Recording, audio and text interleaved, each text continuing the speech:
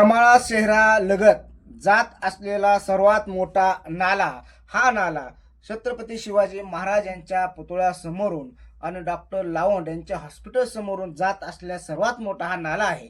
हा नाला अखंड दुर्गंधी अवस्थेत असतो.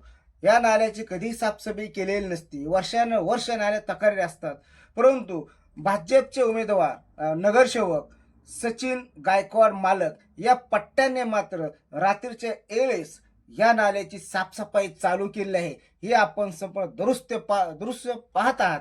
आपण त्यांच्याकडूनच जाणून घेऊया त्यांच्या प्रतिक्रिया नेमकं काय. निवडणूक नुकतीच पार पडलेली आहे आणि लगेच तुम्ही कामाला लागलात. आता ह्या रात्रीच्या वेळेस तुम्ही पूर्ण ज्या नाल्या तुंबलेत ते गटर काढण्याचं काम चालू केलं. नेमकं काम करत असताना तुम्हाला कोणता आनंद मिळतोय?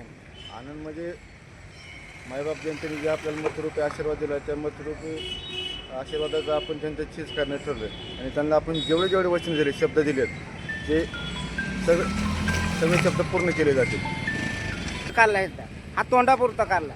नेमकं संपूर्ण गटर तुम्ही नाला साफ करणार का अशाच पद्धतीने? संपूर्ण गाळ काढायचं काम उद्यापासून चालू होणार आहे. उद्यापासून म्हणजे पूर्ण करमाळ्यात ज्या तुमच्या वार्डामध्ये नंबर प्रभागात ज्या काय प्रमुख अडचणी त्या उद्यापासून काम चालू होणार आहे.